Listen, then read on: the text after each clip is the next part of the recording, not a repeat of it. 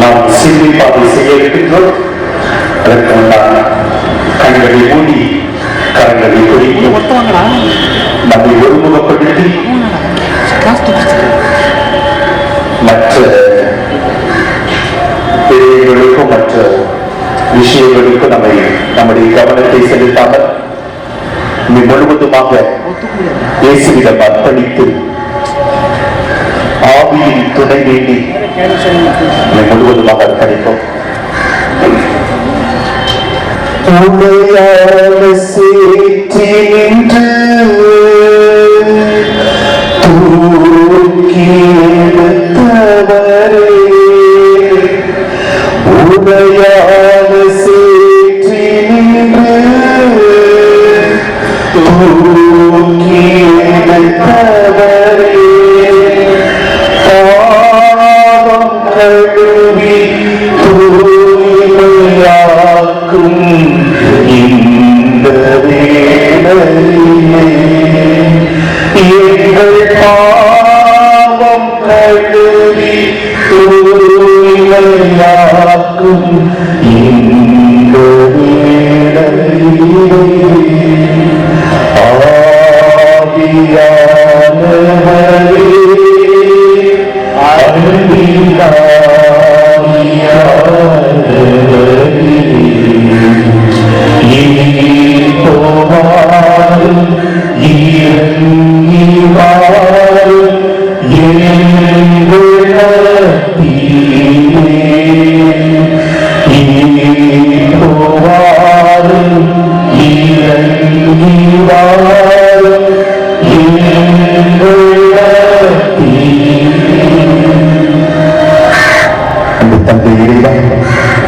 இந்த மாடுகளுக்காக மட்டுமின்றி நாங்கள் அனைவரும் ஒரே குடும்பமாக இருந்து இந்த சிலுவை பாதை செய்ய இருக்கின்றோம்.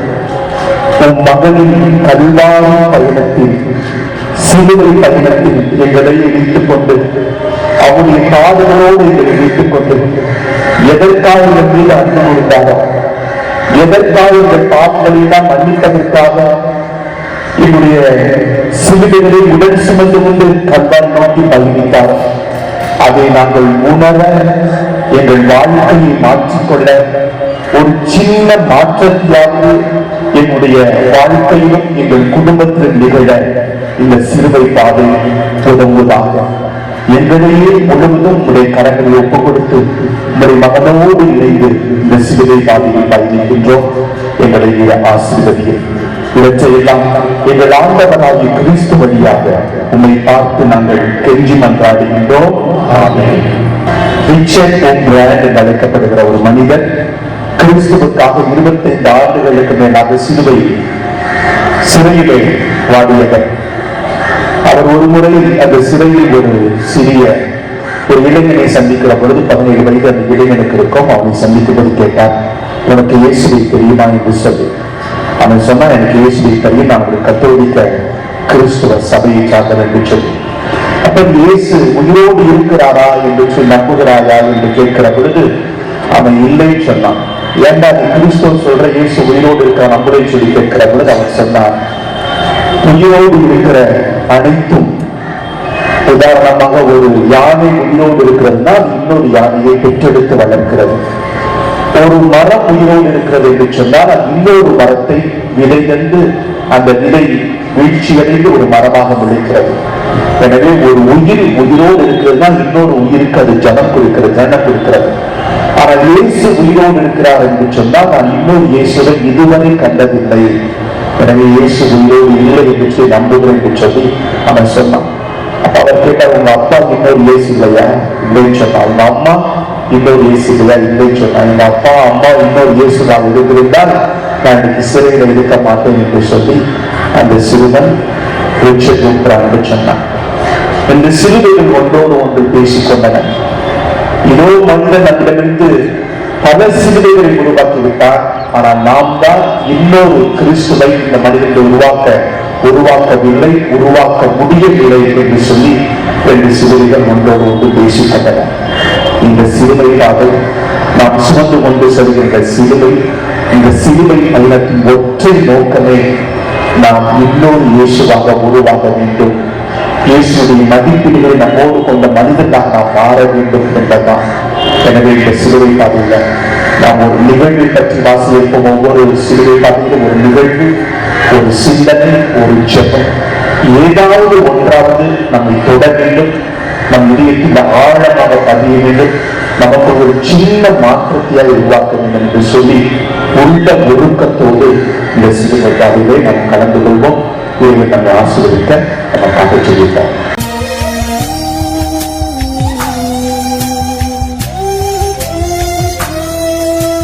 இயேசுவே,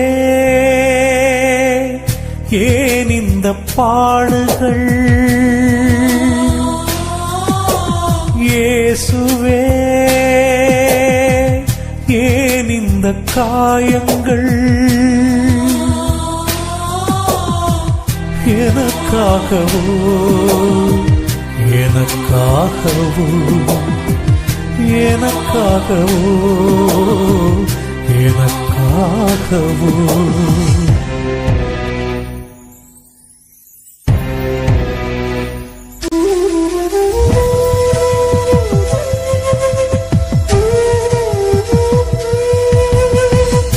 மன்னன் பிளாத்துவா அநியாய தீர்ப்பு, மாசற்ற சிம்மரிக்கு அவமான தீர்ப்பு.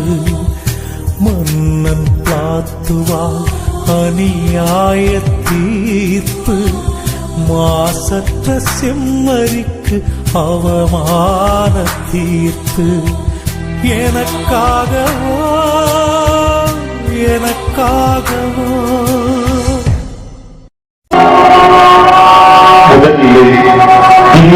ஆராய்த்து வணிக மக்கள் நன்றிக்கு ஸ்தோத்திரம் செய்கின்றோம்.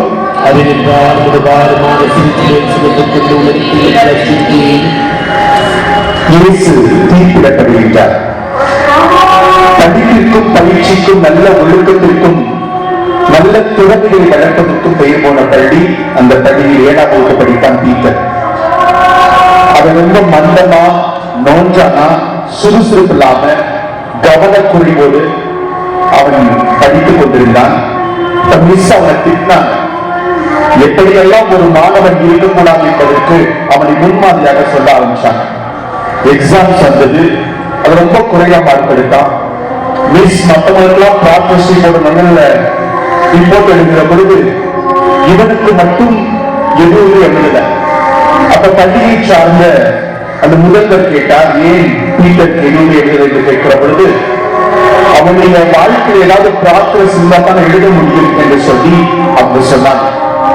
ஆனா அவனுடைய பழைய கிளாஸ்ல ரிப்போர்ட்லாம் எடுத்து வாசிக்கிற பொழுது எல்லாமே நன்றாக இருந்தது, நல்ல மதிப்பெண்களை பெற்றிருந்தான்.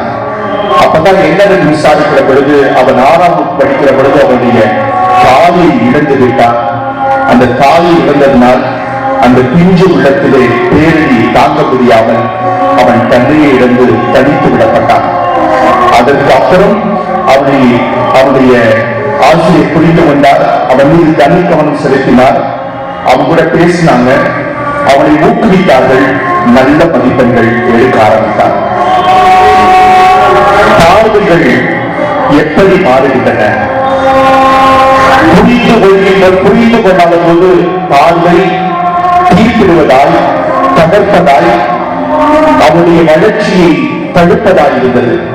ஆனால் புரிந்து கொண்ட பிறகு பார்வை உயிர்ப்பதால், முன்னேற்றுவதால் நேர்மறையாய் இருந்தது. இன்னைக்கு நீ சிந்தித்துப்பார், உன்னுடைய பார்வைகள் எப்படி இருக்கின்றன? பிறரை பற்றி உன்னுடைய தீர்ப்புகள் எப்படி இருக்கின்றன? பிறரை பற்றி நீ புரிந்து கொள்ளாமல் தீர்ப்பிட்ட தருணங்கள், அந்த உறவுகளை இழந்த தருணம் வைத்து பார்த்து இறைவன் மனதார மன்னிப்பு வேண்டி நமக்காக ஜெபிப்போம். எங்களுடைய தயவாயும் சுவாமி, எங்களுடைய தயவாயும்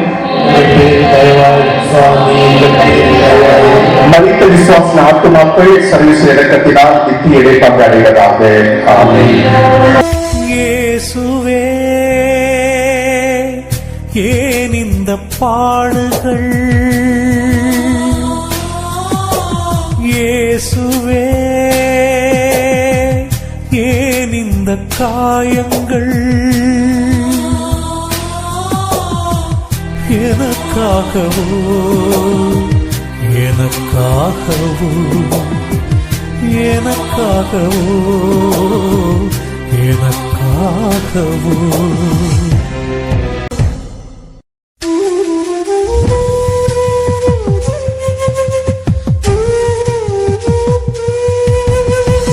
சுயநல சூழ்ச்சிகள் அரங்கேறும் நேரம் இறையேசு தோள் மீது சிலுவையின் பாரம். சுயநல சூழ்ச்சிகள் அரங்கேறும் நேரம் இறையேசு தோள் மீது சிலுவையின் பாரம். எனக்காகவோ எனக்காகவோ. இரண்டாம் நிலை, தீயை இயேசுவை உம்மை ஆராய்ந்து வணங்கி உமக்கு நன்றியுள்ள ஸ்தோத்திரம் செய்கின்றோம்.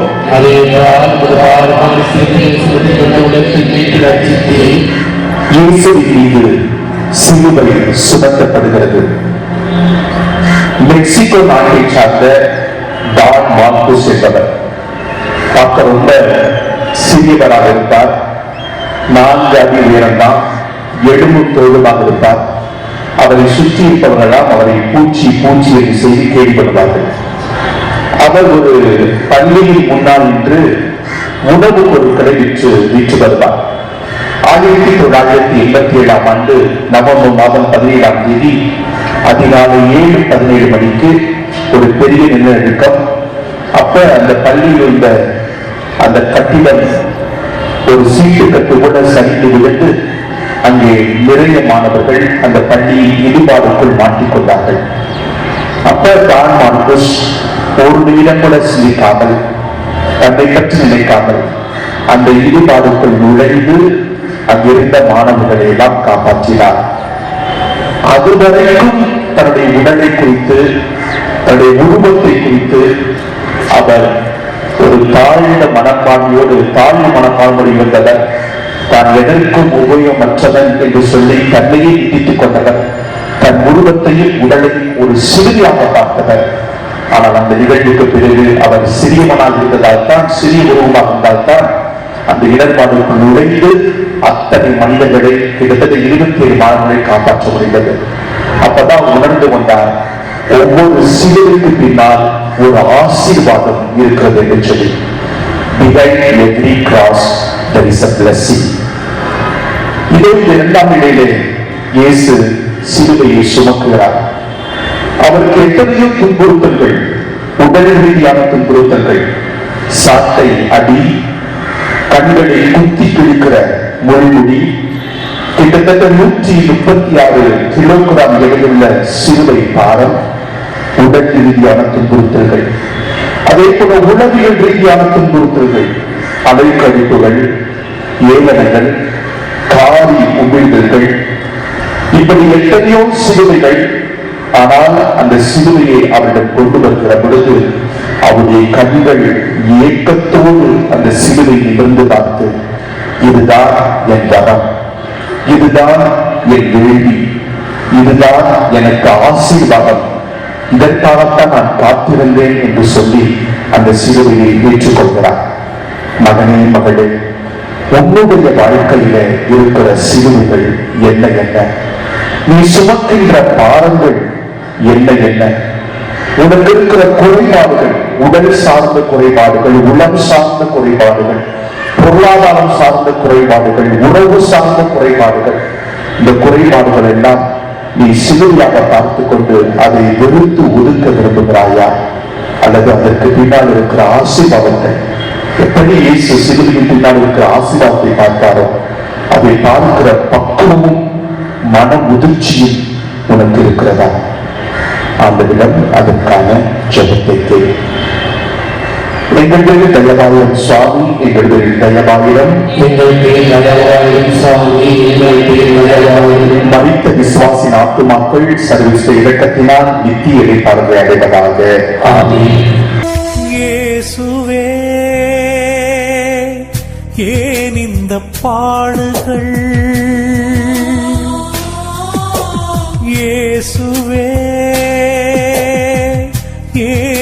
இந்த காயங்கள் எனக்காகவோ எனக்காகவோ எனக்காகவோ எனக்காகவோ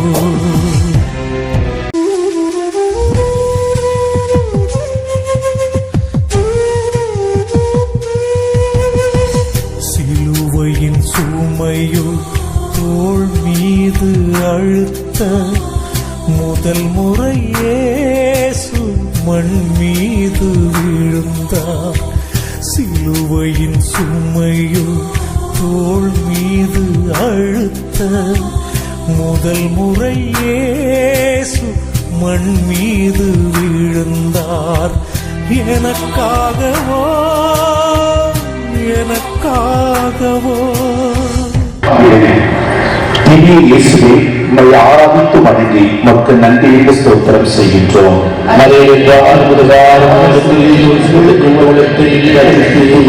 இயேசு முதல் முறையாக கீழே விடுகின்றார். பிப்ரவரி 27, 2016 27 வயது இளைஞர் பெயர் கரீஷ் நஞ்சப்பா. அவர் துணுக்கூர் மாவட்டம் ஹுப்பி அந்த பகுதியை சார்ந்தவர். ஒரு திங்கட்கிழமை அவர் தனது ஊருக்கு சென்றுவிட்டு பெங்களூர் நோக்கி திரும்புகிற பொழுது அவர் 2 சக்கர வாகனம், 2 சக்கர வாகனம் ஒரு சர்க்கரை மூட்டை ஏற்றி சென்ற ட்ரக்ல பின்னில மாட்டி ஒரு பெரிய ஆக்சிடென்ட் ஆகி அவருடைய உடல் 2ஆக பிரிந்து இடுப்புக்கு மேல ஒரு பகுதி, இடுப்புக்கு கீழே ஒரு பகுதி என்று சொல்லி 10 மீட்டர் இடைவெளியில் கிடந்தது. அப்ப ஹரிஷ் நஞ்சப்பா பக்கத்தில் இருக்கிற கூப்பிட்டு தயவு செய்து வாங்க என்று சொல்லி கூப்பிட்டார். இப்ப நாமெல்லாம் நினைப்போம் உசுரை காப்பாத்துங்க என்று சொல்லி கூப்பிடுவார் என்று சொல்லி. ஆனா அவர் கூப்பிட்டது, என் கண்கள் ஆரோக்கியமாக இருக்கிறது, யாரை கஞ்சி தானம் செய்யுங்க. என் இதயம் நன்றாக துடித்துக் கொண்டு இருக்கிறது, யாருக்காச்சும் அதை கொடுங்க. என் உடலில் எந்தெந்த உறுப்புகள் எல்லாம் நன்றாக இருக்கிறதோ அதை தயவு செய்து தியானம் செய்யுங்கள், தானம் செய்யுங்கள், விரைவுபடுத்துங்கள் என்று சொல்லி அவர் கூப்பிட்டார். உடனே அவரை நாராயண நேத்ராலய மருத்துவமனைக்கு அழைத்துச் சென்றார்கள். அவர் உயிரோடு இருந்தார். அவருடைய உறுப்புகள் எல்லாம் எடுக்கப்பட்டுள்ளனே அவர் தன் கண்களை மூடினார். அந்த மருத்துவமனையை சேர்மன் டாக்டர் ஷெட்டி அவர் சொன்னார், இத்தனை இளம் வயதில் அடுத்த நிமிடம் தான் உயிரோடு இருப்பேனா இருக்க மாட்டேனா என்று சொல்லி உயிருக்கு உத்தரவாதமற்ற நிலையில் தன்னை தாண்டி பிறரை பற்றி யோசிக்கிற ஒரு பக்குவம் அவருக்கு எங்கிருந்து வந்தது நினைத்து கூட பார்க்க முடியவில்லை என்று சொல்லி அந்த டாக்டர் அவர் சொன்னார். இதோ இயேசுவும் கீழே விழுந்து கிடக்கிறார். விழுந்து கிடந்தவர் அவர் அப்படியே விழுந்து கிடக்கவில்லை, மாறாக மற்றவர்களுக்காக நமக்காக அவர் எழுந்து நிற்கிறார். ஏனெனில் அவருடைய இலக்கு அவருக்கு தெளிவாக இருக்கிறது. கல்வாரிதான் என் இலக்கு, நான் மற்றவர்களுக்காக என் உயிரை தர வேண்டும் என்று சொல்லி எழுந்து நடக்கிறார். மகனே மகளே, உன் வாழ்க்கையில் இலக்கு என்று ஒன்று இருக்கிறதா? உன் வாழ்க்கையை குறித்து ஒரு தெளிவு உனக்கு இருக்கிறதா? நீ அழகா ஆங்கிலத்தில் ஒரு பழமொழி சொல்வார்கள், if you know a why to live, then you can bear anyhow. தான் எதற்காக வாழ வேண்டும் என்று ஒரு மனிதனுக்கு தெளிவு இருக்கிறதோ அவன் எந்த துன்பத்தையும் தாண்டி எந்த தடுமாற்றத்தையும் தாண்டி எழுந்து வருவான் என்பதுதான். அதை நினைத்துப்பான். உன் வாழ்க்கையில் இருக்கிற இலக்கு என்ன? உன்னுடைய தேடல் என்ன? எதை நீக்கி நீ ஓடிக்கொண்டிருக்கிறாய்? அதில் இருக்கிற இடர்கள் இன்னல்கள் என்ன? ஆண்டவரிடம் கேள்வி எழுதி நடக்கிற வரத்தை. எங்களுக்கு தயவாயிரும் சுவாமி, எங்களுக்கு தயவாயிரும், எங்களுக்கு தயவாயிரும் சுவாமி, எங்களுக்கு தயவாயிரும். மரித்த விசுவாசின் ஆத்துமாக்கள் சர்வீஸ் இறக்கத்தினால் நித்திய இறைப்பாளர்கள் அடைவதாக. ஆமென். இயேசுவே, ஏன் இந்த பாடுகள்? இயேசுவே, ஏன் இந்த காயங்கள் எனக்காகவோ எனக்காகவோ எனக்காகவோ எனக்காகவோ தாயும் சேயும் உறவாலே தேட அன்னையும் ஏற்றாள் பிரிவாலே வாட தாயும் சேயும் உறவாலே தேட அன்னையும் ஏற்றாள் பிரிவாலே வாட எனக்காகவோ எனக்காகவோ. நான்காம் விடை. திவ்ய இயேசுவை நீ ஆராதித்து வணங்கி உமக்கு நன்றி என்று ஸ்தோத்திரம் செய்கின்றோம்.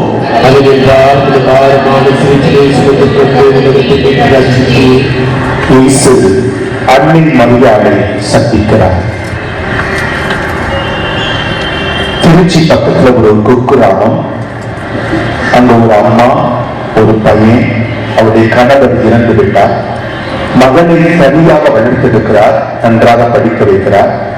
மகனுக்கு வெளிநாட்டில் வேலை, சிங்கப்பூர்ல. அவன் குடும்பத்தோட அங்க செட்டில் ஆகிறார். அப்போ ஒரு நாள் அம்மாவுக்கு ஃபோன் பண்றான், அம்மா நீ ஏன் தனியாக இங்க கஷ்டப்பட்டு இருக்கிற, பேசாம என் கூட வந்துரு என்று சொல்லி கூப்பிடுகிறார். மற்றவர்களும் அதையே சொல்லுகிறார்கள். எனவே அந்த அம்மா தன்னிடம் இருக்கிற நிலத்தை, தன்னிடம் இருக்கிற கால்நடைகளை, தன்னிடம் இருக்கிற வீடு எல்லாம் விற்றுவிட்டு ஒரு நாள் மகன் இங்கே வந்து அவளை கூப்பிடுவதற்காக வருகிறான். இருவரும் இணைந்து சென்னையில் இருக்கிற ஏர்போர்ட்டுக்கு போறாங்க. அப்படி போகிற பொழுது அந்த அம்மாவை வெளியே உட்கார வச்சு அந்த பையன் சொல்றான், அம்மா நீ வெளியே காத்து கொண்டீரு, நான் உள்ள போய் உனக்கு டிக்கெட் எடுத்து வந்துடுறேன் என்று சொல்லிவிட்டு அவளை வெளியே விட்டு போய்விட்டான். மதியமாகிறது, 2ஆவது 3ஆவது, காலையிலிருந்து சாப்பிடவே இல்லை. மாலை ஆனதும் அந்த அம்மா முதிர்ந்த வயது தாய் சாப்பிடாம அந்த பசியில மயங்கி கீழே விடுகிறார். அப்ப சுற்றி இருக்கிறவர்கள் அவளுக்கு உதவுகிறார்கள். அப்ப நிலையத்துடைய அதிகாரி வந்து கேட்கிறார், ஏமா நீங்க தனியா இருக்கிறீங்க என்று சொல்லுகிற பொழுது அம்மா சொல்றாங்க, என் மகன் உள்ள போயிருக்கிறான், டிக்கெட் எடுத்து வருவா என்று சொல்லி. அப்ப நிலைய அதிகாரி அந்த பையனுடைய பேரை கேட்டுட்டு உள்ள போய் டிக்கெட் எடுத்துட்டாரு. உன் மகன் காலையில 11 மணி ஃபிளைட்ல சிங்கப்பூர் போயிட்டான், அவனை ஏமாற்றி போயிட்டான், நாசமா போறவன் என்று சொல்லி அப்படி சொல்லுகிற பொழுது அந்த அம்மா கண்ணீர் அழுது, தயவு செய்து அவனை அப்படி திட்டாதீர்கள், அவனுக்கு என்ன சிரமமோ என்று சொல்லி அவனை திட்டாதீர்கள் என்று சொல்லி அந்த அம்மா சொன்னாங்க. ஒரு தாய்மை தெய்வத்திற்கு சமம். எல்லா உயிர்களுக்கும் இறைவன் அருகே இருக்க முடியாது என்பதற்காக தாயை படைத்தான் என்றார்கள். தாய் என்பவள் அவள் தருகிற நேசம் அப்படிப்பட்டது, கரைபடாதது, தூய அன்புக்கு சொந்தக்காரி நம்முடைய தாய். எனவேதான் இயேசு தன் தாயை தன்னை போற்றினார். கிட்டத்தட்ட 30 ஆண்டுகள் தன் குடும்பத்தோடு வாழ்ந்தார். அம்மாவின் விருப்பத்தை உணர்ந்து காணாபுரம் திருமணத்திலே புதுமை செய்தார். இதோ அந்த தாயை கண்ணுக்குள் கண்ணாக பார்த்து அவருடைய வேதனைகளை புரிந்து கொண்டு அவருக்கு அவள் ஆறுதல் சொல்லுகிறார். மரியாளும் இயேசுவுக்கு ஆறுதல் சொல்லுகிறார். மகனே மகனே, உன் வாழ்க்கையை நினைத்துத்தான் உன் தாய் தந்தையை நீ மதிக்கிறாயா? உன் தாய் தந்தையை நீ தேவை என்று உணர்கிறாயா? அதே போல் அவருடைய தேவைகளை உணர்கிறாயா? தாயை கண்கலங்காமல் நீ பார்த்து கொண்டிருக்கிறாயா? ஒரு அன்பான வார்த்தை, அவருக்கு செய்ய வேண்டிய சேவைகள், அவருக்கு உன் தாய்க்கு தந்தைக்கு செய்ய வேண்டிய சேவைகளை செய்து கொண்டிருக்கிறாயா? அல்லது சுடு சொல் பேசி ஏண்டா உசுரோடு இருக்கிறோம் என்ற அளவுக்கு நினைக்கிற அளவுக்கு அவருடைய மனங்களை நீ காயப்படுத்திக் கொண்டிருக்கிறாயா? அப்படி செய்தால் இதோ இந்த தினத்திலே நீ மன்னிப்பு கேள். எங்கள் தயவாயிரம் சுவாமி, எங்கள் தயவாயிரம், எங்கள் பேரில் தயவாயிரும் சுவாமி, எங்கள் பேரில் தயவாயிரும். மரித்த விசுவாசின் ஆத்துமாக்கள் சர்வீஸ் இறக்கத்தினால் நித்திய எதிர்பார்ப்பதை அடைவதாக. ஆமென். இயேசுவே, ஏன் இந்த பாடுகள்?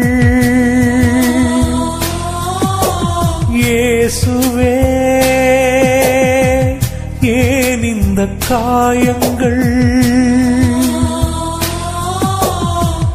எனக்காகவோ எனக்காகவோ எனக்காகவோ எனக்காகவோ எண்ணற்ற மாந்தர் வேடிக்கை பார்க்க சீமோனும் வந்தான் சிலுவையை ஏற்க. எண்ணற்ற மாந்தர் வேடிக்கை பார்க்க சீமோனும் வந்தான் சிலுவையை ஏற்க. எனக்காகவோ எனக்காகவோ. ஐந்தாம் நிலை. திவ்ய இயேசுவை ஆராய்ந்து வணங்கி உமக்கு நன்றி ஸ்தோத்திரம் செய்கின்றோம். அது என்றால் பாடுபோது சீரனே போராளிய சீமோன் இயேசுவுக்கு உதவுகின்றார். எங்கள் சபையை சார்ந்த ஒரு குருவுடைய வாழ்க்கை நடந்த ஒரு நிகழ்வு. அவங்க அப்பாவுக்கு கேன்சர் வியாதி. அந்த ஃபாதருடைய தியாகோன் பட்டம், அந்த பட்டத்துக்கு பேரு கிட்டத்தட்ட 6 மாதங்கள் கழித்தது குருப்பட்டம். அந்த 6 மாதங்கள் இடைப்பட்ட காலத்தில் அந்த தந்தையுடைய ஃபாதருடைய தந்தை எந்த மாத்திரை எடுத்துக்கல. கேன்சர் வியாதி எவ்வளவு ஒரு கடினமான ஒரு வியாதி, வலியை தருகின்ற வியாதி என்பது உணர்ந்திருப்பீர்கள். அவனால் அவர் எந்த மாத்திரை எடுத்துக்கல. 6 மாதங்கள் கழித்து குருப்பட்டம் நிகழ்ந்தது. அந்த மாசு முடிஞ்ச பிறகு எங்களுடைய தந்தை தந்தை அவங்க அப்பா போய் முழங்கால் படியிட்டு, அப்பா உங்கள் கனவு இன்று நிறைவேறிவிட்டது என்று ஆசீர்வதிங்கள் என்று சொல்லி சிவந்தாழ்த்தி ஆசீர்வாதம் கேட்டார். ஆனா அவங்க அப்பாவுக்கு உசுறு அந்த நாற்காலிலே போயிருந்தது. அவர் உடல் அசைவாடவில்லை, உணர்வு வெற்றிருந்தார். அப்புறம் அடக்க முடிந்த பிறகு அவருடைய டைரி எடுத்து வாசித்து பார்த்தாங்க. அந்த டைரியில் அவர் எழுதியிருந்தார், இந்த 6 மாதங்கள் நான் கேன்சர் வியாதிக்கான எந்த மாத்திரை எடுத்துக்கல. ரொம்ப வலி இருந்தது, ஆனா அந்த வலிகளெல்லாம் தாங்கிக் கொண்டேன். நான் ஒவ்வொரு முறையும் அந்த வலி வருகிற பொழுது எனக்குள்ளே சொல்லிக் கொண்டேன், ஆண்டவரே இந்த வலியை தாங்கிக் கொள்கிறேன். இந்த வலி மூலம் கிடைக்கிற ஆசீர்வாதம், அப்படி தாங்கள் மூலம் கிடைக்கின்ற ஆசீர்வாதம் என் மகனுக்கு கிடைக்கட்டும், என் மகனுக்கு ஒப்புக் கொடுக்கிறேன் என்று சொல்லி அவர் ஒப்புக் கொடுத்திருந்தார். இது ஒரு தந்தையின் தியாகம். இதோ இந்த 5ஆம் தளத்திலே சீமோனான சீமோன் ஒரு தந்தை அவருடைய தியாகத்தை பார்க்கிறோம். அவர் ரூபஸ் அலெக்சாண்டர் என்ற இருவருடைய தந்தை. ரூபஸும் அலெக்சாண்டரும் அவர் கூட இருந்திருக்கலாம். அவர் தன்னுடைய மகன்களுக்கு ஒரு தந்தை இப்படித்தான் இருக்க வேண்டும், பிறருக்கு கஷ்டங்களிலே உதவ வேண்டும் என்று சொல்லி முன்மாதிரியாக தன் மகன்களுக்கு கற்றுக் கொடுக்கிறார். மகனே மகளே, நீ ஒரு தந்தையாக தாயாக இருக்கலாம். உன்னுடைய பிள்ளைகளுக்கு ஒரு வாழ்க்கை ஒரு முன்மாதிரியான வாழ்க்கையாக நீ பேசுகிற சொல், உன்னுடைய செயல், உன்னுடைய பழக்க வழக்கம் அவளுக்கு ஒரு முன்மாதிரியான சொல்லாக, செயலாக, பழக்க வழக்கமாக, வாழ்க்கையாக இருக்கிறதா? அப்படி இல்லை என்றால் ஆண்டவரிடம் மனம் வருந்தி இந்த தளத்திலே மன்னிப்பு எங்களுக்கு தயவாயும் சுவாமி, எங்களுக்கு தயவாயும், மதித்த விசுவாச ஆத்துமாக்கள் சர்வசேகத்தினால் நித்திய இடைப்பாளர்களை அடைவதாக. இயேசுவே, ஏன் இந்த பாடுகள்? இயேசுவே, ஏன் இந்த காயங்கள்? எனக்காகவோ எனக்காகவோ எனக்காகவோ எனக்காகவோ.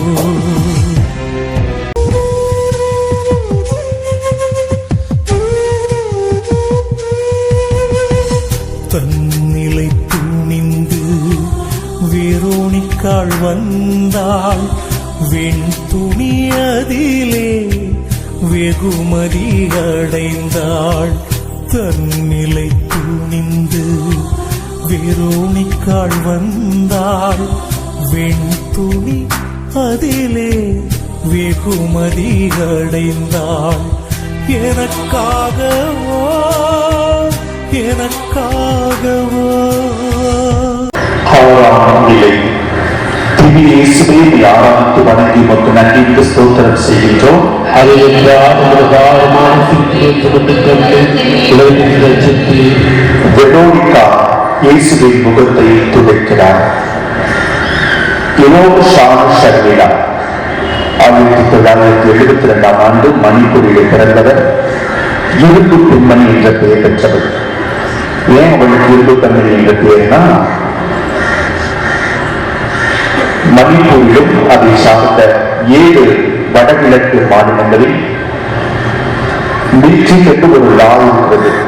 அதாவது ஆர்ம் போர்சஸ் ஆக்ட் என்று சொல்லி எந்த சந்தேகத்தின் பேரும் யாரையும் விசாரணையின்றி நடவடிக்கை எடுக்கலாம் என்ற ஒரு ஆக்ட் தான் அந்த ஆக்ட்.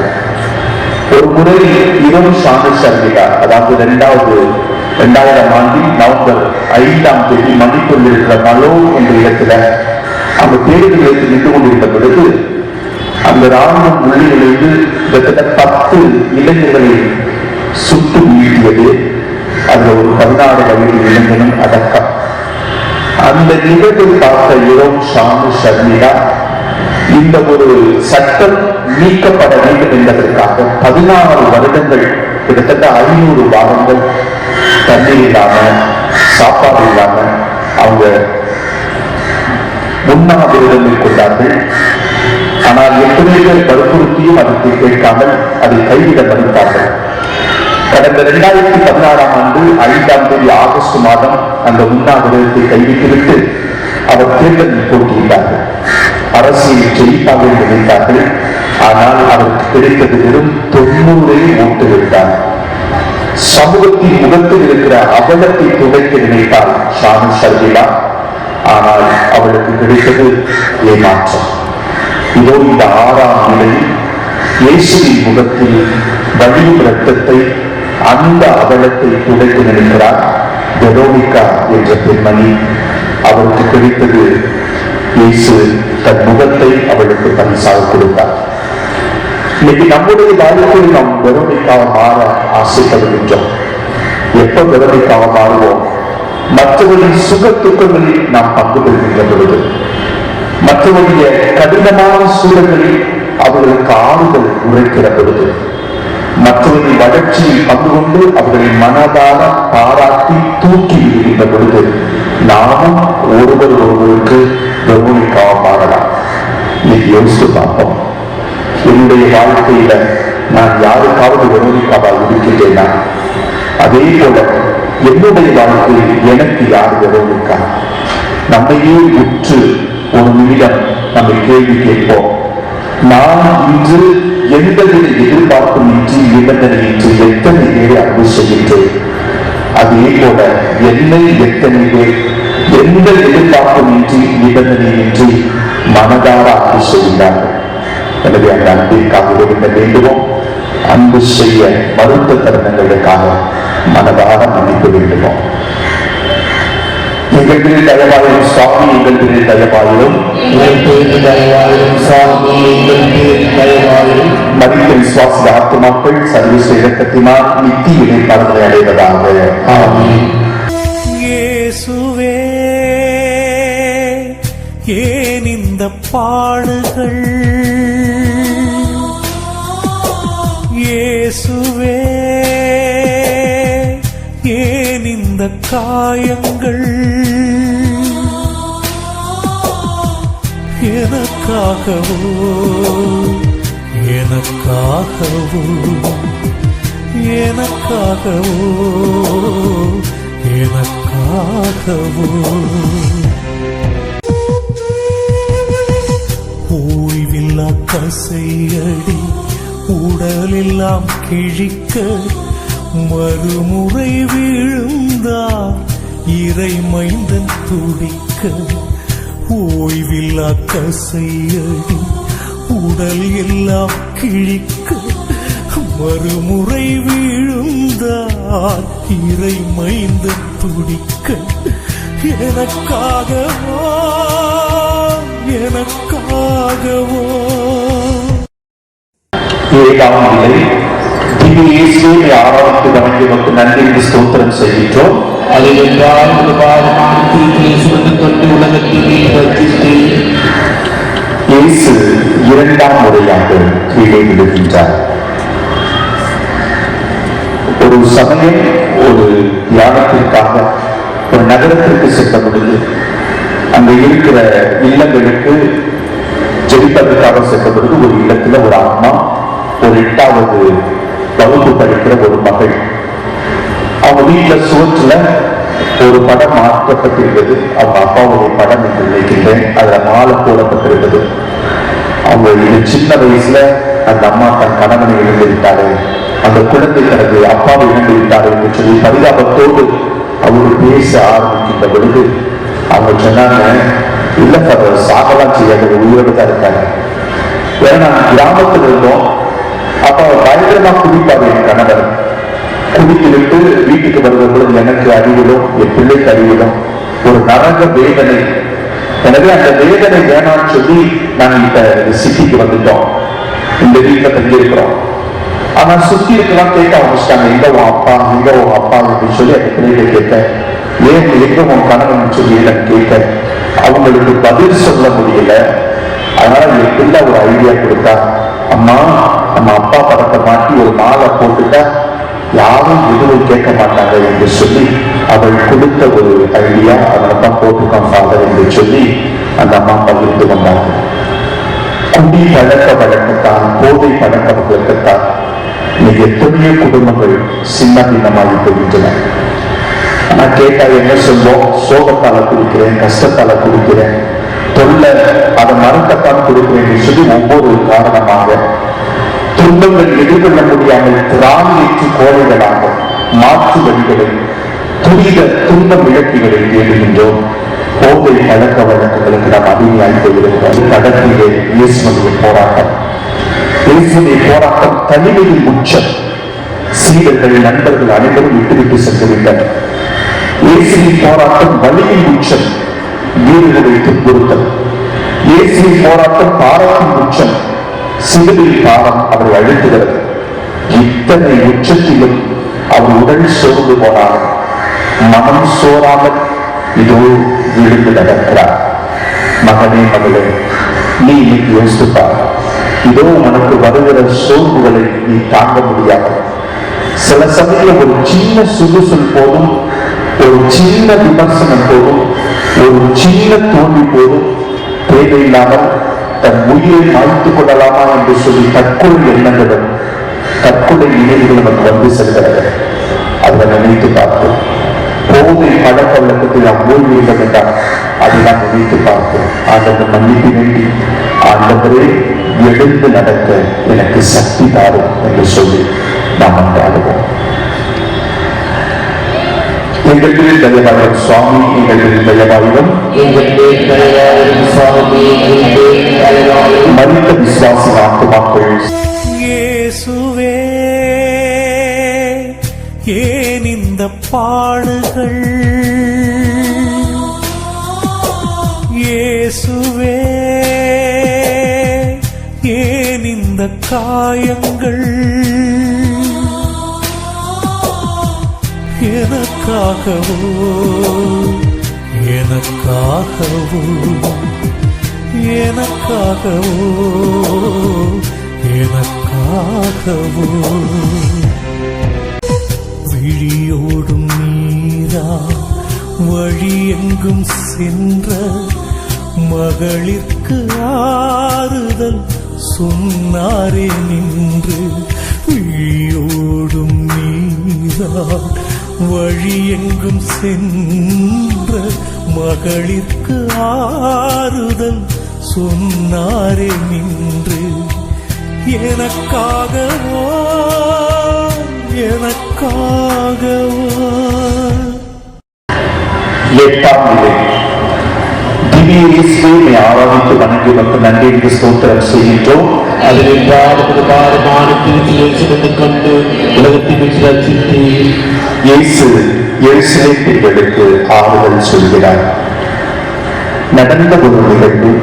சிறியவன், அவனுக்கு காமிக்ஸ் புத்தகம் ரொம்ப பிடிக்கும், விரும்பி படிப்பான். அப்படி காமிக்ஸ் புத்தகங்களை படிக்கிற பொழுது அவனுக்கு சோறு வேணாம், படிப்பு வேணாம், விளையாட்டு வேணாம், எப்ப பார்த்தாலும் புத்தகம் என்றிருந்தான். அவங்க அப்பா அவன் பார்த்து மனம் நொந்து கொண்டு அதை படிக்க கூடாது என்று சொல்லி அவங்க சொன்னாங்க.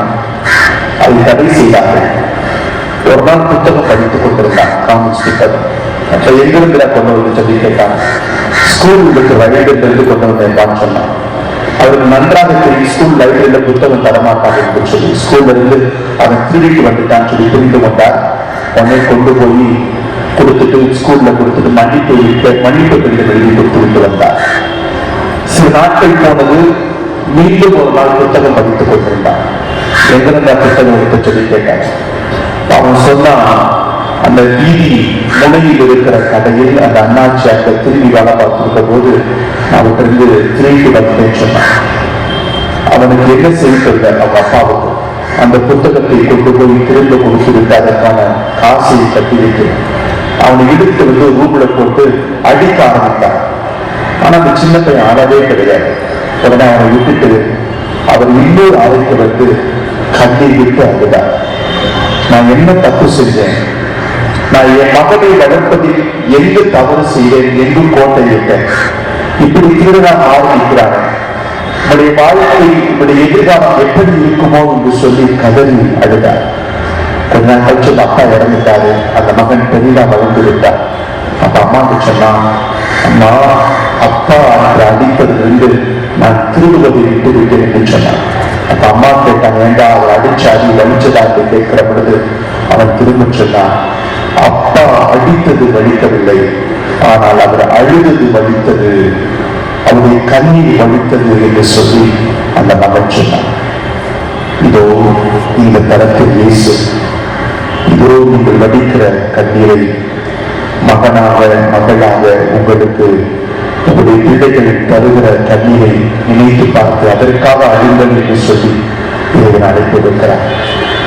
இயேசு 3 முறை அழுதார். லாசர் இருந்த பொழுது இந்த மக்கள் மீது நம்பிக்கை குறைவாக இருக்கிறார்களே என்று சொல்லி அழுதார். இயேசு 1 மணி உச்சியிலிருந்து ஜெருசலேம் நகரத்தை பார்த்து அழுதார். இந்த நகரம் எத்தனை முறை நான் எடுத்துச் சொல்லி மனமாற மறுக்கிறதே, இந்த மக்கள் மனமாற மறுக்கிறார்கள் என்று சொல்லி அழுதார். கெத்செமனே தோட்டத்தில் ஆபத்தில் விழுந்து கிடக்கிற மக்களை நினைத்து பார்த்து தன்னுடைய தூரத்தை நினைத்து பார்த்து அழுதார். இதோ அவருடைய இயேசு இந்த தளத்தில் உண்மையில் என்னையும் பார்க்கிறார். அவருடைய கண்களிலே கண்ணீர் கோர்த்து நிற்கிறதா? நம்முடைய வாழ்க்கையை திருத்தி சொல்ல அழைப்பு இருக்கிறதா? நினைத்து பார்த்தோம். நம்முடைய வாழ்க்கையை மாற்றிக்கொள்வதற்காக மனதார மன்னிக்க வேண்டுமா? எங்கள் தயவாயிரும் சுவாமி, எங்கள் தயவாயிரும், எங்கள் பேரு தயவாயிரும் சுவாமி, எங்கள் பேரு தயவாயிரும். மதித்த விசுவாச ஆத்துமாக்கள் சர்வீஸ்வரத்தினால் நித்திய இடைப்பாடு அடைவதாக. ஆமென். இயேசுவே, ஏன் இந்த பாடுகள்? இயேசுவே, ஏன் இந்த காயங்கள்? எனக்காகவோ எனக்காகவோ எனக்காகவோ எனக்காகவோ மனுக்குல பாவம் மனமெல்லாம் சுமந்து 3ஆம் முறையாய் வீழ்ந்தார் துவண்டு. மனுக்குல பாவம் மனமெல்லாம் சுமந்து 3ஆம் முறையாய் வீழ்ந்தார் துவண்டு. எனக்காகவோ எனக்காகவோ 9ஆம் நிலை. திவ்ய இயேசுவின் ஆராய்ச்சி மணிகளுக்கு நன்றி என்று ஸ்தோத்திரம் செய்கின்றோம். அது என்றால் இந்த பாரமான கிறிஸ்துவை சுமந்து கண்டு உலகத்தை மீட்டு ரட்சித்து இயேசு 3ஆம் முறையாக கீழே விழுகின்றார். என்கிற ஒரு இழப்பை பேச வந்தாங்க. அவங்க தன்னுடைய கஷ்டங்களை மோடி கூட பகிர்ந்து கொண்டார்கள். 1 மணி நேரத்துக்கு நல்லா பேசினாங்க. 23 வயது இளம்பெண் அவங்களுக்கு இருக்கிற ஒரு நோயை பற்றி சொன்னாங்க. அந்த நோய் அவங்களுக்கு HIV பாசிட்டிவ் எய்ட்ஸ். அந்த நோய்க்கு அவள் காரணம் அல்ல, அவங்க அம்மா அப்பா அவங்களுக்கு ஏற்கனவே இருந்தது, அவர்களிருந்து இந்த பொண்ணுக்கு வந்துருச்சு. அவள் யார்கிட்டையும் அதை பற்றி சொல்ல மாட்டார். அவள் காலேஜ் படிக்கிற பொழுது யாரும் பகிர்ந்து கொள்ளவில்லை. அப்பொழுது அவருடைய அறையில் இருக்கிற ஒரு தோழி நெருங்கி பழகுகிறார். ரொம்ப பாசமா இருக்கார். இப்படி என்னோட பாசமா இருக்கிறார்கள் என்று சொல்லி தன்னுடைய நோயை பற்றி அவரிடம் பகிர்ந்து கொள்கிறார். அந்த பகிர்ந்து கொண்டதுதான் தாமதம். அதற்கடுத்து அவள் பார்த்த பார்வை, அவளுடைய தோழி பார்த்த பார்வை, அவளோடு பழகிய இடம் எல்லாம் மாறி போனது. அது மற்றவர்களுக்கு தெரிய ஆரம்பித்தது. அந்த காலேஜ் ஃபுல்லா பரவிடுச்சு. அதனால அத ரொம்ப கஷ்டப்பட்டார். எப்படியாச்சும் ஒரு நல்ல ட்ரெஸ் போட்டு நல்ல ஒரு மேக்கப் போட்டு எங்கேயாச்சும் வெளியே போன ஆசைப்பட்டா மக்களும் கேட்க ஆரம்பிச்சாங்க, யாரை மயக்குவதற்காக போற என்று சொல்லி அவளை நோகடிக்க, அவள் மனதில் நோகடிக்க ஆரம்பித்தார்கள். அவன் ஒவ்வொரு நாளும் அவன் சொன்னான், இயேசுவாக 3 முறைதான் கீழே விழுந்தார். ஆனால் நான் ஒவ்வொரு நாளும் ஒவ்வொரு கணமும் என்னுடைய நண்பர்களுடைய தோழிகளை பார்க்கிற விதம், அவங்க பேசுற பேச்சு, அவருடைய அணுகுமுறை என்னை கீழே விழுத்தாக்கி கொண்டிருக்கிறதாக நான் எழுந்து நடக்க முடியாத கஷ்டப்படுகிறேன் என்று சொல்லி அவள் பகிர்ந்து கொண்டார். இது ஒரு இயேசு இந்த தளத்திலே உடல் சோர்வார், மன சோர்வார், ஆன்ம சோர்வார் 3ஆம் நிலையாக கீழே விழுந்து கிடக்கிறார். மகனே மகளே, உங்களுடைய வாழ்க்கையில் உடல் சோர்வு அதிகமாக இருக்கலாம். உடல் சார்ந்த நோய்கள், உடல் சார்ந்த பாரங்கள், அது பெரிய சோர்வாக இருக்கலாம். உன்னுடைய வாழ்க்கையில் மனம் சார்ந்த அழுத்தங்கள், பாரங்கள், அந்த சோர்வில உன்னையும் இழந்து கொண்டிருக்கலாம். அதே போல ஆன்மா சார்ந்த சோதனைகள், பாவத்தின் கட்டுகள் சங்கிலியில் இணைக்கப்பட்டு உன்னை இழந்து கொண்டிருக்கலாம். ஆண்டவரை பார்த்து, ஆண்டவரை இயேசுவை எப்படி எழுந்து நிற்கிறார், அது எங்களை தயவு செய்து எனக்கும் உதவும், நான் எழுந்து நிற்க என்று சொல்லி ஆண்டவர் மன்றாடுவோம். எங்களுக்கு தயவாயும் சுவாமி, எங்களுக்கு தயவாயிரும், மதித்த விசுவாச ஆத்துமாக்கள் சர்வீஸ் நடக்கத்தினால் நித்தியிலே பரவாயில்லைவதாக. இயேசுவே, ஏன் இந்த பாடுகள்? இயேசுவே, ஏன் இந்த காயங்கள்? எனக்காகவோ எனக்காகவோ எனக்காகவோ எனக்காகவோ ஆடைகள் களைய அவமானம் ஏற்றார், சதைகள் கிழிந்து வலியெல்லாம் சுமந்தார். ஆடைகள் களைய அவமானம் ஏற்றார், சதைகள் கிழிந்து வலியெல்லாம் சுமந்தார். எனக்காகவோ எனக்காகவோ. 10ஆம் நிலை திவ்ய இயேசுவின் ஞாபகத்தை வணங்கி நமக்கு நன்றி ஸ்தோத்திரம் செய்கின்றோம். அதே என்றால் இந்த பாரமான கிறிஸ்துவை சுமந்து கொண்டு உலகத்தை மீட்டு ரட்சித்து இயேசுவின் ஆடைகளை புரிகின்றார்கள். சமீபத்தில் நடந்த ஒரு நிகழ்வு சேலத்தில். அந்த பொண்ணு பேரு ரோசி, அவங்களுக்கு 24 வயது. அவங்க அப்பா அம்மா அவங்களுக்கு திருமணம் முடித்து வைப்பதற்காக சுரேஷ் என்ற மணவாளனை தேர்ந்தெடுக்கிறார்கள். பேசி முடிக்கிறாங்க. ஆனா அவங்க பேசுறாங்க. பேசுகிற பொழுது புரிந்து கொள்கிறார்கள், இவன் எனக்கு ஏற்ற ஒரு மனிதன் அல்ல என்று சொல்லி புரிந்து கொண்டு அந்த கல்யாணத்தில் விருப்பமில்லை என்று சொல்லி அந்த கல்யாணம் தடைவிடுகிறது. அப்ப சுரேஷுக்கு உள்ளத்துல கோபம், பயங்கரமான கோபம், பழிவாங்கும் உணர்வு. எனக்கு கிடைக்காத ருசி யாருக்கும் கிடைக்கக்கூடாது என்பதற்காக அவருடைய படத்தை மார்பிங் பண்ணி அவன் சமூக வலைத்தளங்களில் விடுகிறார். அந்த படம் அந்த இழப்பினுடைய பார்வைக்கு வருகிறது. அந்த படத்தை பார்த்த உடனே முடிவெடுக்கிறாள், தலையை சாத்துகிறாள். அவள் தன்னுடைய தற்கொலை செய்து கொண்டு உயிரை மாய்த்துக் கொள்கிறாள். எத்தனையோ பாவிகள் சீண்டர்கள், எத்தனையோ பெண்கள், குழந்தைகள் அவருடைய உடைகள் துன்புறப்பட்டு நிர்வாணமாக்கி கடைசிறக்காக மாற்றிக் கொண்டிருக்கிறது சமூக வலைத்தளங்கள். இன்னைக்கு யோசித்து பார்ப்போம். அப்படி சமூக வலைத்தளங்களில் நாம் செலவழிக்கிற தருணங்கள், அவருடைய பார்வைகள், மற்றவர்களை பார்க்கிற பார்வைகள், மற்றவர்களை சபை பிண்டங்களாக பார்த்துக் கொண்டிருக்கிறோமா? அல்லது அதை தாண்டி மனிதனை, மனுஷியை பார்க்கிற பொழுது அவனுக்குள்ளும் அவளுக்குள்ளும் ஒரு மாண்பு இருக்கிறது. அவள் சதையை, உடலை தாண்டி அவளுக்குள்ளும் ஒரு கனவு இருக்கிறது, ஒரு ஆசை இருக்கிறது, ஒரு மாண்பு இருக்கிறது என்பதை உணர்கிறோமா? அப்படி பிறரை சதை பின்னங்களாக பார்க்கிற அந்த தருணங்களுக்காக மனதார ஆண்டுக்கு மன்னிப்பு வேண்டி இந்த பாவத்திலிருந்து விடுதலை பெற நாம் அவருடைய மன்னிப்பை வேண்டுமா?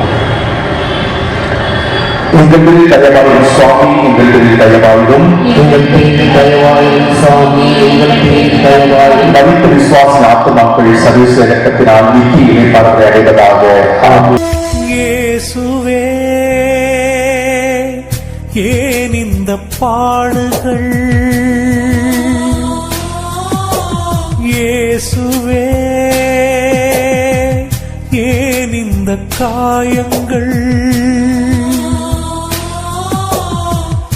எனக்காகவோ எனக்காகவோ எனக்காகவோ எனக்காகவோ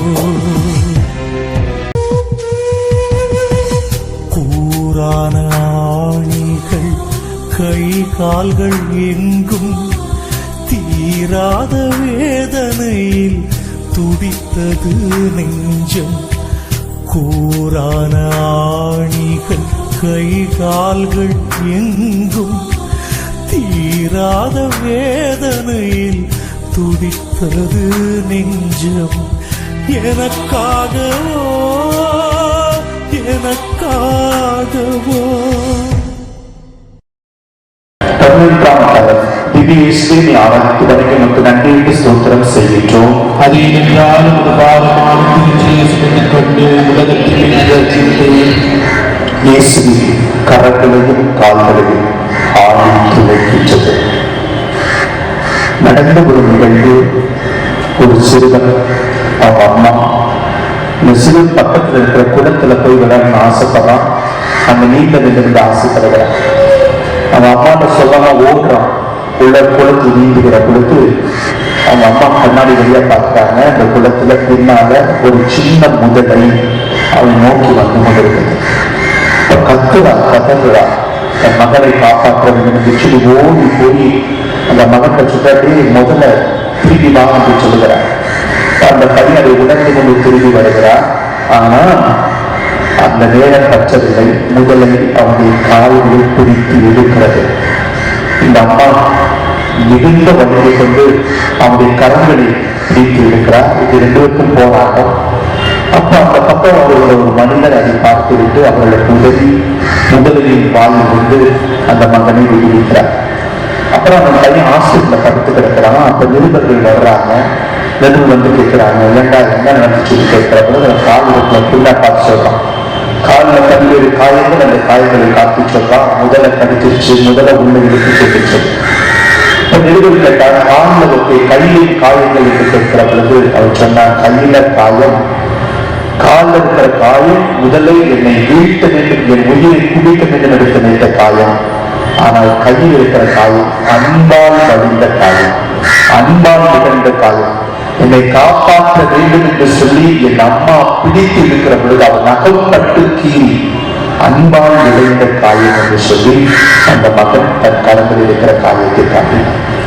இதோ இந்த கடத்தில இயேசுடைய கரங்கள்ல கால்கள்ல காயம். இந்த காயம் ஆணியால் ஏற்பட்ட காயம், அன்பால் ஏற்பட்ட காயம். உன் மீது என் மீது கொண்ட பாசத்தால், அந்த நேசத்தால், அன்பால் அந்த விளைந்த காயம், அது இயேசுடைய காயம். நீங்க அந்த காயத்தை உற்று நோக்கி கண்கள் இணங்கி கரங்களை விரித்து அந்த காயத்தை நினைச்சுட்டாங்க. ஆண்டவரே, எனக்காக காயப்பட்டவர், உன் கால்களிலும் கரங்களிலும் விழாவிலும் காயப்பட்டவர். அந்த அன்பை நான் நினைத்து பார்க்க தவறி இருக்கிறேன். அந்த அன்பை உணர நான் தவறி இருக்கிறேன். அந்த அன்பை விட்டு விலகி சென்றிருக்கிறேன். நான் தெரியலே, அறிந்தே, புரிந்தே விட்டு வெளியே சென்றிருக்கிறேன். அந்த காலத்தின் மகத்துவத்தை மேன்மை உணராமல் நான் வெளியே சென்றிருக்கிறேன். அந்த தருணங்களுக்கான மன்னிப்பு வெளியே என்று சொல்லி ஆண்டவரை மன்னிப்பு வைக்கிறேன். கொண்டவும் காயங்களை அன்புடன் முக்தி செய்கின்றேன்.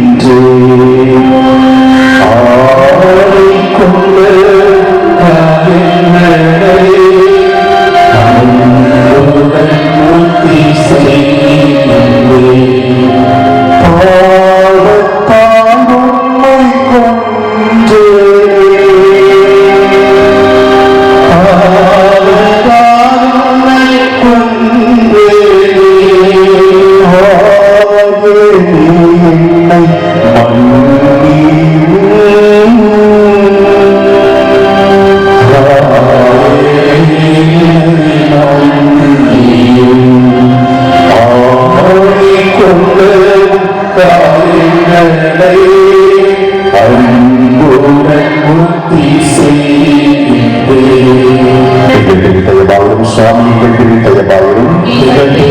பாவத்தால் உம்மை கொன்றே விசுவாசின் ஆத்துமாக்கள் சர்வீச இறக்கத்தினால் நித்திய இடைப்பார்வை அடைவதாக.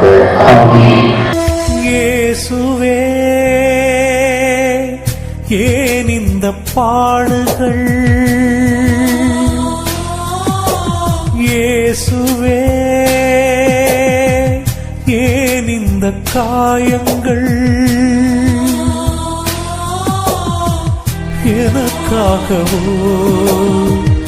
எனக்காகவோ, எனக்காகவோ, எனக்காகவோ.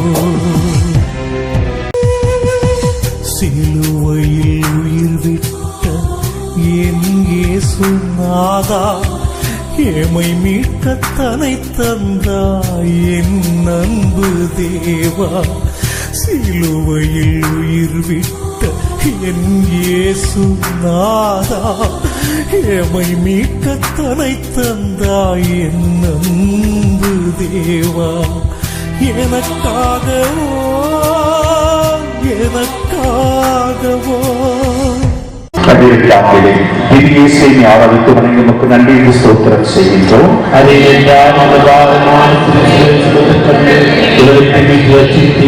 இயேசு சிலுவையில் உயிர் விடுகின்றார். வானத்துக்கும் பூமிக்கும் இடையிலே கிட்டத்தட்ட 6 மணி நேர போராட்டம். திராணியற்று இயேசு சிலுவையில் தொங்குகிறார். அப்படி திராணியற்று, சக்தியற்று, பலவீனமாய் தடித்து விடப்பட்டு அவர் சிலுவையில் தொங்கினாலும் அவர் பேசிய ஒவ்வொரு வார்த்தைகளும் நமக்கு மிகுந்த ஆறுதல் தருகிற வார்த்தைகள். இதோ இயேசுவை அவர்கள் துன்புறுத்துகிற பொழுது, சிலுவையில் அடைகிற பொழுது அவர் முதல் வார்த்தை பேசினார், தந்தையே இவர்களை மன்னியும், இவர்கள் செய்வது இன்னதென்று அறியாமல் செய்கின்றனர் என்று சொல்லி முதல் வார்த்தை உதிர்த்து தனக்கு எதிராக தன்னை கடினப்படுத்திய, கஷ்டப்படுத்திய அந்த வீரர்களை, தனக்கு எதிராக துன்புறுத்தியவர்களை, தனக்கு எதிராக உணர்ந்து எழுந்தவர்களிடம் அவர் மன்னித்தார். இந்த முதல் வார்த்தை எந்த பாவத்திற்கு பரிகாரமாக உதிர்க்கப்பட்டது என்று சொன்னால், கோபம், பழிவாங்கும் உணர்வு என்ற பாவத்திற்கு பரிகாரமாக. இயேசு இரண்டாவது வார்த்தை பேசினார், நல்ல கல்வனை மன்னித்து இன்றே என்னோடு வாழ்வீட்டில் இருப்பார் என்று சொல்லி சொன்னார். இந்த வார்த்தை பொறாமை என்ற பாவத்திற்கு பரிகாரமாக அவர் பேசினார். இயேசு இதோ தன் சீடரை பார்த்து இதோ உன் அம்மா என்று சொல்லி மரியாதை காண்பித்தார். அன்னை மரியாதை இதோ உன் மகன் என்று சொல்லி சீடர்களை வைத்தார். இந்த மூன்றாம் வார்த்தையால் இயேசு சீடர்களை மன்னித்தார். இந்த வார்த்தை உடல் இச்சை என்ற பாவத்திற்கு பரிகாரமாக பேசினார். இயேசு சிலுவையில் தொங்குகிற பொழுது குரல் உயர்த்தி என் இறைவனே என் இறைவனே ஏன் என்னை கைவிடுகிறீ என்று சொல்லி அவர் நான்காவது வார்த்தையை பேசினார். பாவத்தின் மொத்த உருவமாக நம்முடைய பாவங்களை சுமந்து கொண்டு சிலுவையில் தொங்கியதால் அந்த கை நிகழ்ந்ததை உணர்ந்தார். இந்த வார்த்தையை பெருமை என்ற பாவத்திற்கு பரிகாரமாக பேசினார். அந்த சிலுவையில் தொங்குகிற பொழுது அவருக்கு தாகம், உடல் தாகம் மட்டுமல்ல, உள்ள தாகம். எனவே குரல் எழுப்பி ஐந்தாவது வார்த்தையாக தாகமாக இருக்கிறேன் என்று சொல்லி பேசினார். இந்த வார்த்தை போஷண பிரியம் என்ற பாவத்திற்கு பரிகாரமாக பேசினார். இயேசு சிலுவையில் தொங்குகிற பொழுது எல்லாம் நிறைவேறிவிட்டது என்பதை உணர்ந்து குரலை உயர்த்தி கண்களை உயர்த்தி அப்பா எல்லாம் நிறைவேறிற்று என்று சொல்லி ஆறாவது வார்த்தை குறித்தார். இந்த வார்த்தை சோம்பேறித்தனம் என்ற பாவத்திற்கு பரிகாரமாக பேசினார். கடைசியாக தந்தையே உமது கரங்களில் எனது ஆவியை ஒப்படைக்கிறேன் என்று சொல்லி தன் ஆவியை ஒப்படைத்தார். இந்த வார்த்தையை பேராசை என்ற பாவத்திற்கு பரிகாரமாக பேசி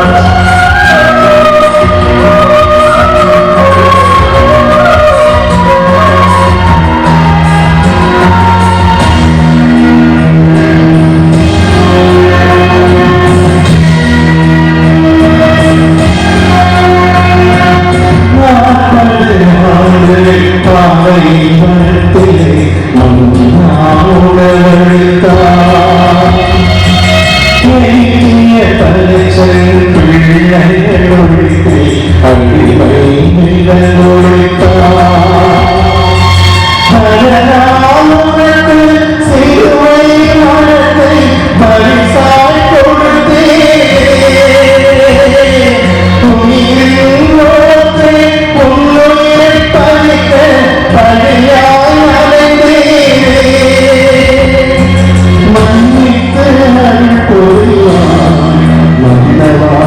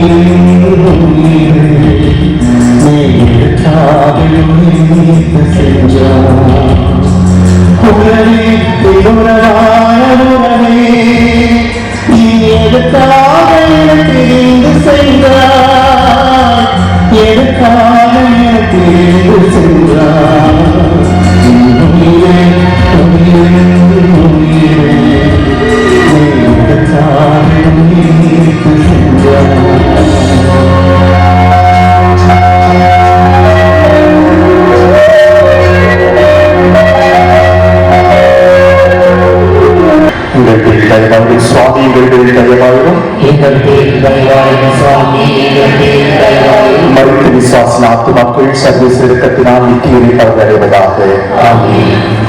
இயேசுவே,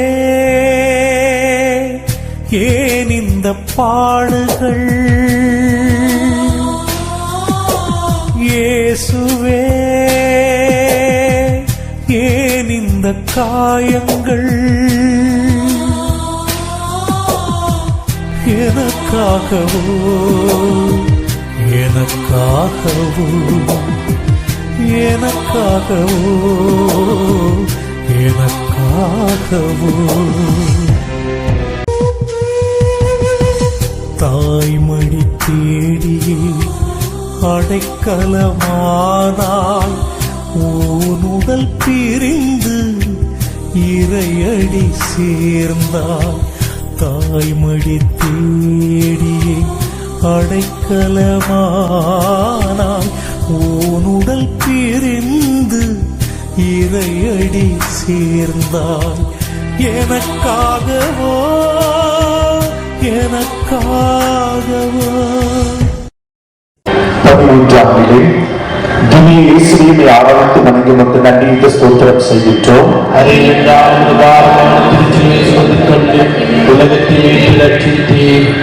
இயேசுவின் இறந்த உடலை அன்னை மரியாவின் மடியில் கிடத்துகிறார்கள். அர்ஜென்டினா அங்கே ஒரு நகரம் சான் பிரான்சிஸ்கோ நகரம் நடந்த ஒரு நிகழ்வு. 43 வயது பெண்மணி மரிய பெரேரா அவங்க ஒரு நாள் அவங்க அலுவலகத்துக்கு சென்றுவிட்டு மாலை உணவில் வீட்டிற்கு திரும்புகிற பொழுது அங்கு இருக்கிற இளைஞர்கள் அவரிடம் இருக்கிற பணத்தை பறிப்பதற்காக தாக்குகிறார்கள். கீழே விழுந்து பின்மண்டையாடி ஹோமாஸ் வச்சு மூளைச்சாவரை விடுகிறார். ஹாஸ்பிட்டல் இருக்கிறாங்க. உணர்வு இல்லை, உணர்ச்சி இல்லை, உடல் அசைவு இல்லை. மாதங்கள் ஓடின. ஒரு டாக்டர் அவருடைய கணவர் மாற்றினை கூப்பிட்டு சொல்லுகிறார், அவர்தான் முடிஞ்சிருச்சு, அவங்க ஆக்சிஜன் எடுத்துட்டா அவ்வளவுதான் முடிகிறது சொல்லுகிற போது மாற்றி கொஞ்ச நாள் வெயிட் பண்ணுவாங்க டாக்டர் சொல்றார். மரிய பெரியாருக்கு 3 குழந்தைகள். கடைசி ஒரு சின்ன பொண்ணு 1.5 வயசு. அன்னைக்கு மாற்றின் பிள்ளைகள் எல்லாம் ஆஸ்பத்திரி கூட்டு வராது. அந்த கடைசி பொண்ணு அம்மா பக்கத்துல போய் நின்றுட்டு கையை தொட்டு, யாரும் பக்கத்துல இல்லை, அவன் மட்டும் பக்கத்துல நின்றுட்டு அம்மா பார்த்து சொன்னா, அம்மா எனக்கு பசிக்குது, அம்மா எனக்கு பசிக்குது என்ற வார்த்தையை கேட்டவுடனே மரிய பெரியாருடைய உடல் அசைய ஆரம்பித்தது. உணர்ச்சியற்ற அந்த உடல் உணர்வு மீண்டு வர அவள் கண்டுபிடித்தார். யாரும் ஓடி வந்தாங்க. அந்த குழந்தையை தன் அருகிலே கூட்டு வந்து அவளை மார்போடு கெடுத்துக் கொண்டார். அம்மா பசிக்குது என்ற வார்த்தையை கேட்டவுடனே அந்த தாய்மை அதுவரைக்கும் விழிக்காத அந்த தாய்மை விழித்துக் கொண்டது.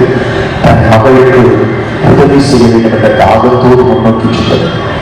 அதே போல நமக்கு பசிக்கிறது, நமக்கு தேவை என்பதற்காக, நாம் வாழ வேண்டும் என்பதற்காக தன் மகனையே பலியாக தந்து தன் மடியை ஒரு நடிகை பலியிடமாக்கி அந்த பலியிடத்திலே இயேசுவின் உடலை தாங்கிக் கொண்டிருக்கிறார் அன்னை மரியா. அழகாக சொல்லார், தூய ஆவியானவர் மரியையின் இதயத்தை வியாகுலம் என்ற வாளால் குத்தி கிழித்து அந்த துளையை பெரிதாக்கி நாமெல்லாம் அந்த துளை மூலமாக அவர் இதயத்தில் நுழைந்து அதில் தஞ்சம் புக முடியும் என்பதற்காகவே இறைவன் தூய ஆவியானவர் அவருடைய உள்ளத்தை வாளால் குத்தி கிழிக்க ஆரம்பிச்சது. அந்த அம்மாவுடைய இதயம் உனக்காகவும் எனக்காகவும் ஏங்கி தவித்துக் கொண்டே இருக்கிறது. இந்த இடத்திலே அந்த இதயம் உயிரோடு இருந்து உனக்கும் எனக்காக தஞ்சம் புகுவதற்காக, நமக்கு அடைக்கலம் தருவதற்காக நம்மை தேடி அழைத்து கொண்டிருக்கிறது. அந்த அம்மாவை உற்று நோக்கி அந்த அம்மாவை நாம் பற்றி கொள்ள மறுத்த தருணங்களுக்காக, மறந்த தருணங்களுக்காக மனதாக மன்னிப்பு வேண்டி இந்த நேரத்தில் இந்த பயணத்தை தொடர்வோம். எங்களுடைய தயவாயும் சுவாமி, எங்களுடைய தயவாயும் மறித்த விசுவாச ஆத்மாக்கள் சர்வீஸ் இறக்கத்தினால் நித்திய பரவடைவதாக. இயேசுவே, ஏன் இந்த பாடுகள்? இயேசுவே, ஏன் இந்த காயங்கள்? எனக்காகவோ, எனக்காகவோ, எனக்காகவோ, எனக்காகவோ. மனுமகன் தலை சாய இடமொன்றும் இல்லையே, கல்லறை கூட இங்கு சொந்தமே இல்லையே. மனுமகன் தலை சாய இடமொன்றும் இல்லையே, கல்லறை கூட இங்கு சொந்தமே இல்லையே. எனக்காகவோ, எனக்காகவோ, எனக்காகவோ, எனக்காகவோ. 14ஆம் தலம் திவ்ய இயேசுவை ஆராதித்து வணங்கி மக்கள் நன்றி என்று ஸ்தோத்திரம் செய்யிட்டோம். பாரமான திருச்சிலை சுமந்துகொண்டு உலகத்தை மீட்டு ரட்சித்தேன். இயேசுவின் திருவுடல் கல்லறையில் அடக்கம் செய்யப்படுகின்றது. இயேசு இந்த உலகிற்கு வந்தது, அவர் பிறந்தது ஒரு மாட்டுத் தொழுவத்தில். அந்த தொழுவும் அவருக்கு சொந்தமல்ல. இயேசு இந்த உலகில் பணியாற்றிய பொழுது அவர் அழகாக சொன்னார், மறுகளுக்கு வலைகள் உண்டு, வானத்து பறவைகளுக்கு கூடுகள் உண்டு, மனுமகனுக்கு தலை சாய்க்கவும் விடவில்லை என்று சொல்லி அவர் தான் வசித்த இடங்கள், அடைக்கலம் புகுந்த இடங்கள் அவர்கள் அல்ல. கடைசியில் இறந்து மறித்து அவர் உடன் அடக்கம் செய்யப்பட்டு கூட அவருடைய கல்லறைகள். இப்படி தனக்காக எதையுமே வைத்துக் கொள்ளாதவர், தனக்காக எதையுமே பற்றிக் கொள்ளாதவர், உனக்காக எனக்காக மட்டுமே இந்த உலகத்திலே வாழ்ந்து, உனக்காக எனக்காக மட்டுமே இந்த உலகத்திலே பயணித்து, சிறிதில் தன் உயிரை தந்து நம்முடைய மீட்பிற்காக, நம்முடைய மறு வாழ்விற்காக தன்னை இழந்துவிட்ட அந்த உன்னதமான இறைவன். ஆபிரகாம் இறந்த பொழுது ஒரு தந்தை தன் மகனை கூட்டி காண்பித்தார், இதோ உனக்காக எனக்காக மறித்த அந்த உயர்ந்த உயிரை நான் என்று. அதே போல இயேசுவின் உயர்ந்த உயிரை உடலை உற்று நோக்கி உன்னிடம் கண்களை உங்கள் கரங்களை கொடுத்து, இன்று எனக்குள் ஏறி இறக்க வேண்டும், எதை நான் விட்டுவிட வேண்டும், எதை நான் தவிர்க்க வேண்டும், எதை எனக்கு தடையாக ஒரு பெரிய பாரமாக சங்கிலியா என்னை இந்த உலகத்தோடு கட்டி போட்டு இயேசுவை பற்றி நினைக்க முடியாது, மறுவாழ்வை பற்றி நினைக்க முடியாமல், நிகழ்வாழ்வை பற்றி நினைக்க முடியாது. என்னுடைய உள்ளத்தின் அமைதியை, என்னுடைய குடும்பத்தின் அமைதியை, நிம்மதியை கெடுத்துக் கொண்டிருக்கிற காரியங்கள் என்ன என்ன ஒரு நினைத்துதான் இதோ ஆண்டவரே உன்னோடு கூட சேர்ந்து என்னுடைய இருக்கிற பாவங்கள் இறக்க வேண்டும் என்று ஆசிக்கிறேன். நான் மறு மனிதனால், புதிய மனிதியா, புதிய மனுஷியா நான் மீண்டும் விழிப்பிக்க ஆசிக்கிறேன். தேவையான சக்தியை தாரும் என்று சொல்லியிருக்கிறேன்.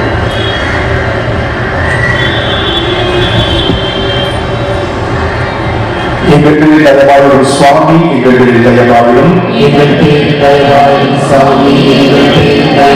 மறித்த விசுவாசின் ஆத்துமாக்கள் சர்வீஸ் இறக்கத்தினால் நித்திய இறைப்பார்வை அடைவதாக. நாம் சிறிய பதவிய கடைசி இருக்கிறோம். எனவே இந்த 14 தடங்களிலே இயேசுவோடு, இயேசு பாடுகளோடு இணைத்து நம்முடைய பாடுகளை, நம்முடைய பாவங்களை பற்றி ஆழ்ந்து சிந்தித்தோம். இந்த கடைசி ஒரு சின்ன ஜெபத்தோடு நாம் முடித்துக் கொள்வோம். நம்முடைய தேவைகள், நம்முடைய இதயத்தின் ஆசைகள், மனதில் நெடுநாளாக சுமந்து கொண்டிருக்கிற விண்ணப்பங்கள் எல்லாத்தையும் ஒப்புக் கொடுத்து கண்களை மூடி கண்களுக்குள் அன்பு தந்தை இறைவா, இந்த நாளிற்காக, நேரத்திற்காக, இந்த இடத்திற்காக நாங்கள் இங்கே வந்து ஜெபித்த இந்த திருப்பயண மாபெரும் இயேசுவின் பாடலோடு பயணித்த இந்த பயணத்திற்கு உமக்கு நன்றி. இதோ இந்த வாய்ப்பை தந்திருக்கிறதே, எங்களை அழைத்து வந்திருக்கிறதே, எங்களை கூட்டி வந்து இந்த பாதையை நாங்கள் உம்மோடு கூட இணைந்து பயணித்ததற்காக போற்றுகிறோம், புகழுகிறோம், ஆராதிக்கிறோம். இயேசுவே, இந்த 14 தடங்களிலும் நீதான் எங்கள் கூட பேசியே உடைய வார்த்தைகளை தந்தீர். எதை நாங்கள் மாற்றிக்கொள்ள வேண்டும், எதில் ஒரு மாற்றம் தேவை என்பதை எங்களுக்கு உணர்த்தினீர். உங்களுடைய சொல்கள் எங்களுக்கு உணர்த்தியது. நாங்கள் அதை உள்வாங்கிக் கொண்டோம். இந்த உள்வாங்கிக் கொள்வதை இதோடு விட்டு சென்று விடாமல் எங்கள் வாழ்க்கையிலே அதை ஆழமாக பதித்து ஒரு சிறிய மாற்றத்தையாவது இந்த தப காலங்களை பெற்றுக்கொள்ள நீ உதவியர்களும். உடல் சுகமீனமானவர்களுக்கு உடல் சுகத்தித்தார், மன அழுத்தங்கள் பாரத்தில் இருப்பவர்களுக்கு மன நிம்மதியைத்தார். எதற்காக வேண்டிக் கொண்டிருக்கிறோமோ அதையெல்லாம் நீதாமே இந்த தடத்திலே இருக்கிறீர். உங்களுடைய அருளும் மாற்றலும் நிறைந்து இருக்கிறது, அதை நாங்கள் உணர்கிறோம். இந்த தடத்திலிருந்து எங்கள் குடும்பங்களையும் எங்களையும் வழிநடத்தியர்கள்.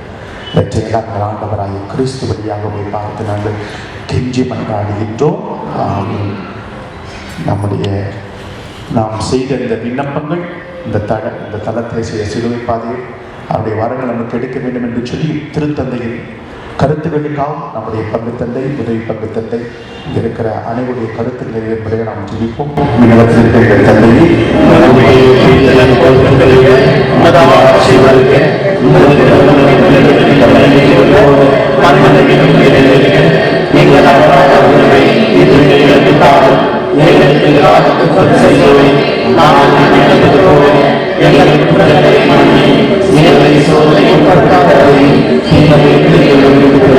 அவர்களிடம் பெற்றதை வாழ்ந்து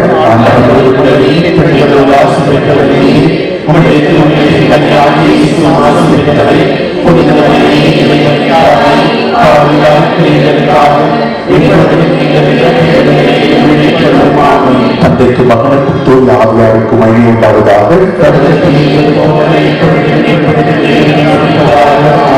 ஆண்டவர்களோடு இருப்பாராக. எல்லா தந்தை, மகன்,